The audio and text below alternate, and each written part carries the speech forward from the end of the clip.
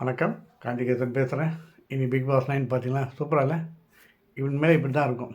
அடுத்த வாரத்துலேருந்து சண்டை போடுறவங்க, ரவுடியாக பிஹேவ் பண்ணுறவங்க, சொல்கிற பேச்சு கேட்காதவங்க, குடும்ப சண்டை நல்லா போடுறவங்க, இவங்கெல்லாம் வந்தீங்கன்னா பிக் பாஸில் வின் பண்ணலாம். அவங்களுக்கு எந்த வித பனிஷ்மெண்ட்டும் தரமாட்டாங்க. தைரியமாக எடுத்துக்கோங்க. ஏன்னா இந்த பிக் பாஸ் 9ல் அதுக்கான ரிசல்ட்டை கொடுத்துட்டாங்க. அதாவது மைக் ஹைட் வச்சு பேசணும்னு நேற்றுமா நீங்கள் 2 பேரும் பேசாதீங்க அப்படியே பிரித்து வச்ச மாதிரி பேசுனாங்க. இன்றைக்கி எல்லாம் மிங்கிள் ஆகிட்டாங்க. இன்றைக்கி அந்த ஜோடி ஒன்றா தான் உட்காந்துது. அது யாரும் கேட்கல. ஏன் சேதுபதியும் கேட்கல, அவ்வளோதான். அதனால் இன்றைக்கி யாரை வெயிட் பண்ணுவான்னு பார்த்தா அந்த ரியானாவை அனுப்பிச்சிட்டாங்க. அவங்க வந்து நீ அப்படின்னு அனுப்பிச்சிட்டாங்க. கேட்டால் மக்கள் ஓட்டான். மக்கள் ஓட்டு வந்து எப்படிங்க போனோம், ஒன்றும் புரியல. அவங்கெல்லாம் பிஆர் என்னமோ சொல்கிறாங்க, பிஆர்ஓ செட் பண்ணிட்டு வந்துடுன்னு. இது அதுக்கு ஏன் நீங்கள் மக்களை ஓட்டு போட வைக்கணும்? நீங்களே செலக்ட் பண்ணி அனுப்பிச்சிடலாம். நீ ஏன் வாரம் வாரம் ஒருத்தரை தெரிச்சிடலாமே.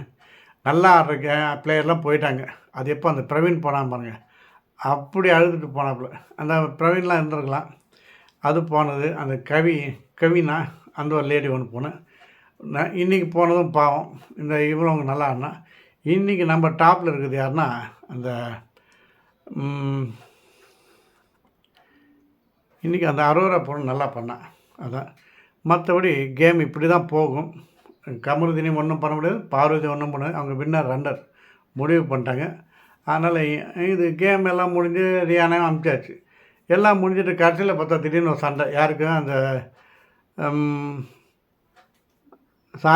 சாண்ட்ராக்கும் அப்புறம் நம்ம திவ்யாவுக்கும்.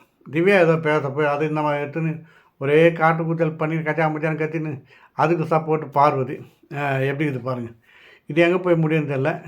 ஏன்னா இந்த வாரம் முடிஞ்சிச்சுல, இதோட அடுத்த வாரம் தானே பார்க்கலாம்.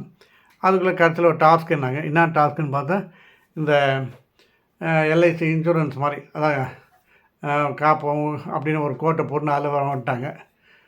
என்ன ஒன்றுமே புரியலைங்க. நல்லது செஞ்சால் வெளியே அனுப்பிச்சிடுவாங்க.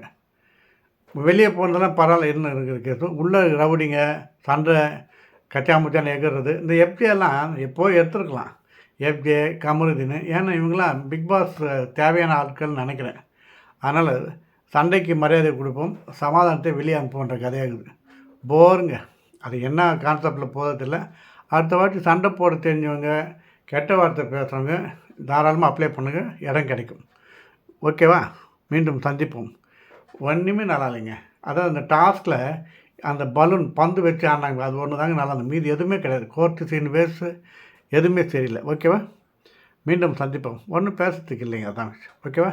மீண்டும் நாளை பார்ப்போம்.